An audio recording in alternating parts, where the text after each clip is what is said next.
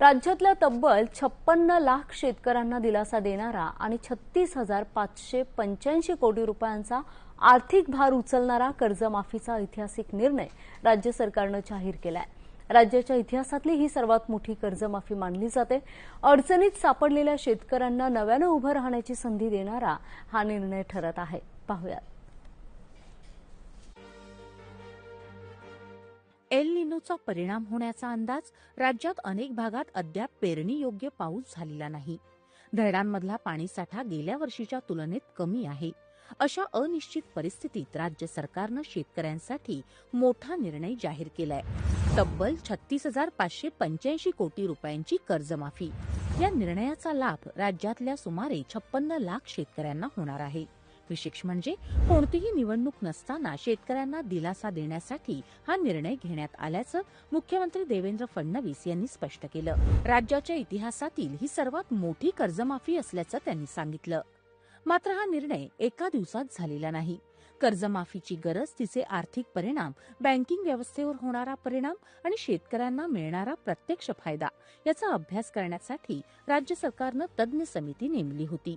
समितीच्या अहवालानंतर कर्जमाफीचे निकष निश्चित करण्यात आले। यानंतर मुख्यमंत्री, दोन्ही उपमुख्यमंत्री आणि संबंधित मंत्र्यांची उपसमिती स्थापन करण्यात आली। कर्जमाफीच्या अंमलबजावणीत कोणत्याही पात्र शेतकऱ्यावर अन्याय होऊ नये आणि आवश्यक बदल तातडीनं करता यावेत यासाठी या उपसमितीला अधिकारही देण्यात आले।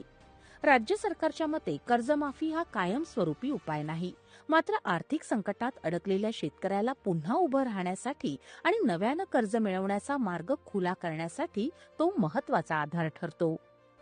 आपण एक कमिटी तयार केली आणि त्या कमिटीला हे काम दिलं होतं की त्यांनी शॉर्ट टर्मच्या उपाययोजना, लॉंग टर्मच्या उपाययोजना, बँकिंग सिस्टीमवर त्याचा होणारा परिणाम या सगळ्या गोष्टीचा विचार करून त्या संदर्भातला रिपोर्ट द्यावा। समितीच्या रिपोर्टच्या आधारावर काही निकष आपण यामध्ये टाकलेले आहेत, पण मला असं वाटतं की आज आपण जर विचार केला तर 36,585 कोटी रुपये आणि 56 लाख शेतकऱ्यांना या कर्जमाफीचा लाभ होणार आहे। आणि हा जो आकडा आहे आतापर्यंतच्या झालेल्या कर्जमाफींमधला सगळ्यात मोठा आकडा आहे। सर्वात जास्त बेनिफिशियरीज आतापर्यंतच्या कर्जमाफीमधले या कर्जमाफीत असणार आहेत। दरम्यान यंदाच्या मान्सूननं शेतकऱ्यांची चिंता वाढवली आहे।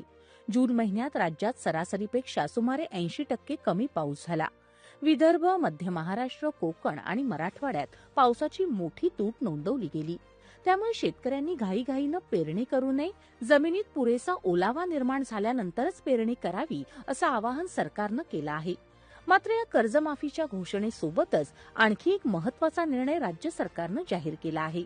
या पावसाळी अधिवेशनात सुमारे 10 महत्वाची विधेयकं मांडली जाणार आहेत। त्यापैकी सर्वाधिक चर्चेचं विधेयक म्हणजे महिला शेतकऱ्यांना कायदेशीर शेतकरी दर्जा देणारं विधेयक। आजही शेतीतल्या बहुतांश कामांमध्ये महिलांचा मोठा वाटा असतो, मात्र जमीन त्यांच्या नावावर नसल्यामुळे अनेक महिला शासकीय नोंदींमध्ये शेतकरी म्हणून गणल्या जात नाहीत। परिणामी त्यांना अनेक योजनांचा लाभ घेण्यात अडचणी निर्माण होतात। नव्या कायद्यामुळे महिला शेतकऱ्यांना अधिकृत शेतकरी म्हणून मान्यता मिळण्याचा मार्ग मोकळा होणार आहे। कर्ज, अनुदान, प्रशिक्षण, विमा आणि इतर शासकीय योजनांपर्यंत त्यांचा प्रवेश अधिक सुलभ होईल।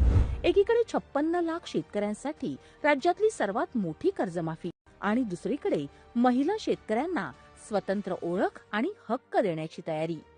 पावसाच्या अनिश्चिततेच्या पार्श्वभूमीवर राज्य सरकारनं घेतलेले हे 2 निर्णय केवळ तात्पुरता दिलासा देणारे नाहीत, तर ग्रामीण अर्थव्यवस्था अधिक सक्षम करण्याच्या दिशेनं टाकलेलं महत्वाचं पाऊल मानलं जात आहे।